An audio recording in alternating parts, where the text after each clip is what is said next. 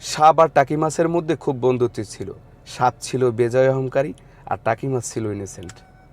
তাই সাপ আর টাকি মাছের মধ্যে খুব বন্ধুত্ব। তাই দুই বন্ধু ভরা বর্ষায় একদিন ঘুরতে বেরোলো।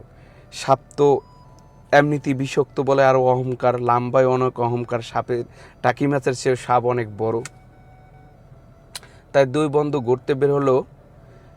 এখন সাপ তো আঁকা বাঁকা চলে আর টাকি মাছের পাশাপাশি হাঁটতে অনেক সমস্যা হয়। তখন সাপকে উঠা বলতেছে, বন্ধু তুমি তো একটু সোজাই হাঁটলেই তো পারো। তখন সাপ অনেকক্ষণ ভাবার চিন্তার পরে বলতেছে, যারে দেখতে নারী পারি তার চলন বাঁকা। আসলে তুমি আমাকে দেখতেই পারো না, তাই আমার চলন তোমার কাছে বাঁকা মনে হয়। বাপদাদার 14 পুরুষ ধরে আমরা এভাবেই চলে আসছি, আর তুমি আসছো আমাকে পথ চলা শিখাতে। তাই দুই বন্ধু তর্ক বিতর্কের একটা পর্যায়ে